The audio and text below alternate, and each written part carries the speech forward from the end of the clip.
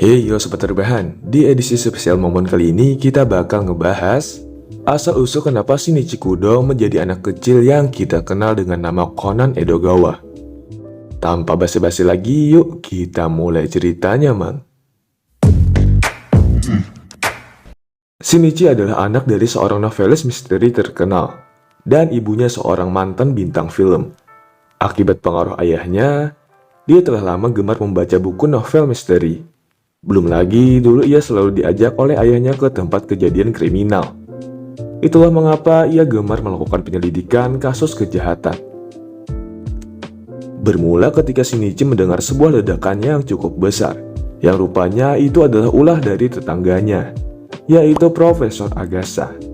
Ia adalah orang yang baik, tetapi ia adalah seorang ilmuwan yang aneh.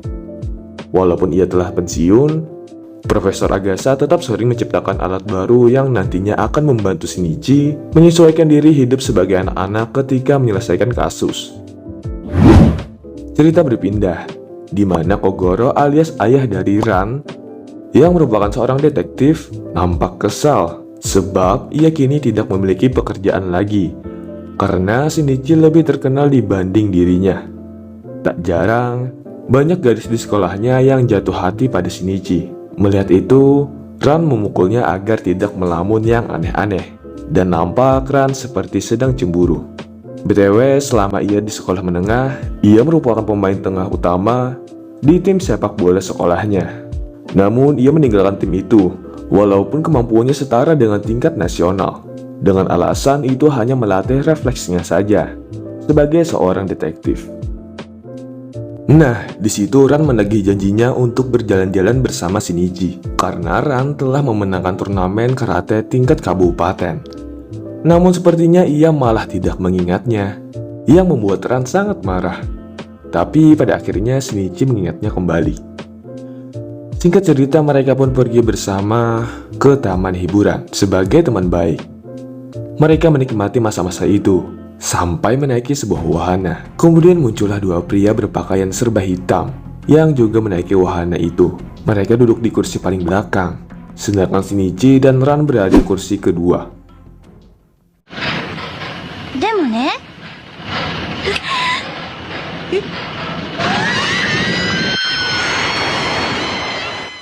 Konflik pun terjadi saat pria di belakang Shinichi tiba-tiba kepalanya putus. Hal itu membuat pihak polisi berdatangan. Terlihat di sana pacar sang korban menangis dan ketakutan. Namun dua orang jubah hitam tersebut nampak tergesa-gesa untuk meninggalkan tempat itu. Akan tetapi Shinichi melarangnya, karena itu jelas-jelas kasus pembunuhan, bukan kebetulan. Melihat Shinichi ada di sana, semua orang terkejut melihatnya. Ya wajarlah, karena ia sangat terkenal. Bahkan pria jubah hitam itu ikut terkejut. Secara logika nih ya kan, yang paling memungkinkan yang membunuhnya adalah orang di belakang korban, alias pria jubah hitam tadi, atau malah pacarnya sendiri yang membunuhnya. Di situ pihak polisi sangat yakin bahwa pacarnya lah yang membunuhnya. Terlebih ternyata ada pisau di tas wanita itu. Walaupun wanita itu mengaku tidak tahu apa-apa, namun ia tetap akan ditahan. Disitulah Shinichi bertindak dan mengatakan bahwa bukan wanita itu, melainkan wanita yang berada di depannya.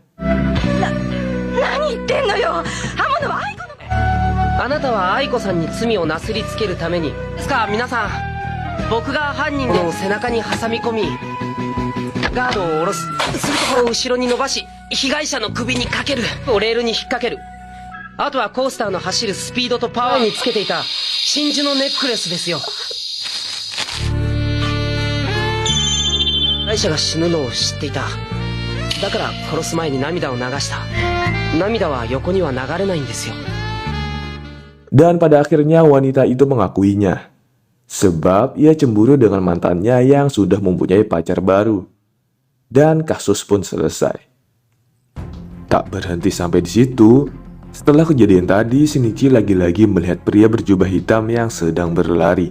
Karena penasaran, ia pun mencoba mengikutinya, walau Ran sudah beberapa kali melarangnya. Dan sejak saat itu, Ran mempunyai firasat bahwa ia tidak akan kembali lagi. Setelah mengejarnya, nampaklah seorang direktur yang membawa koper yang berisikan uang kurang lebih 100 juta yen. Di sana Shinichi berusaha mendengar percakapan antara dua orang itu, sampai ia tidak sadar bahwa seseorang menyelinap di belakangnya dan memukul kepala Conan dengan keras, yang membuatnya tak sadarkan diri. Bukannya dibunuh, mereka malah memaksanya untuk menelan obat yang masih dalam tahap percobaan. Mereka kemudian meninggalkannya dengan anggapan bahwa dia telah mati. Obat ini dikenal sebagai Apotoxin 4869, sangat ampuh dan dirancang untuk membunuh orang tanpa meninggalkan bekas keberadaan korban setelah mati. Namun di situ Shinichi tidak mati.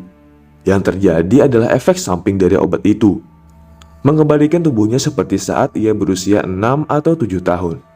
Dengan putus asa dan bingung, Shinichi pulang ke rumahnya dan berlari ke rumah tetangganya, yaitu Profesor Agasa. Shinichi mencoba memberitahunya tentang apa yang telah terjadi. Walau awalnya sang profesor nggak percaya nih teman-teman, namun pada akhirnya ia menyadari bahwa si bocil ini benar-benar Shinichi. Profesor Agasa memberitahu Shinichi agar merahasiakan identitas aslinya, karena jika organisasi jubah hitam itu tahu bahwa dirinya masih hidup, sudah pasti mereka akan membunuhnya beserta orang terdekatnya. Shinichi lalu setuju bahwa sampai ia mempelajari banyak tentang mereka, lebih baik jika tetap membiarkan orang-orang beranggapan bahwa Shinichi telah mati. Dia juga tidak ingin Ran ikut terlibat. Ran yang khawatir kemudian pergi ke rumah Shinichi. Disitulah ia melihat anak kecil yang sangat lucu baginya dan bertanya namanya. Shinichi dengan cepat mencari akal dan kemudian mendapatkan nama samaran, yaitu Conan Edogawa. Diambil dari nama pengarang cerita detektif. Kemudian Profesor Agasa memberitahu Ran bahwa dia adalah anak saudara jauh yang orang tuanya terkena kecelakaan di luar negeri, dan lebih baik jika ia tinggal bersama Ran, karena Agasa tidak tahu banyak caranya mengurus anak. Conan-kun. Nani? すごく気になるやつ。へえ、それひょっとしてさっき探して。そうよ。大好き。Conan kemudian tinggal bersama Ran dan ayahnya, yaitu Kogoro tadi, yang merupakan seorang detektif pribadi. Dengan harapan tinggal bersama detektif, dia dapat mengikuti kasus-kasus dan mendapatkan petunjuk mengenai organisasi hitam tersebut. Sayangnya, detektif Kogoro selalu tidak lihai, sehingga akhirnya Shinichi lah yang biasanya menyelesaikan kasus untuknya. Dan cerita pun selesai. Buat yang mau request film yang lainnya, jangan lupa komen ya. Jarang saya balas sih, tapi pasti saya baca kok.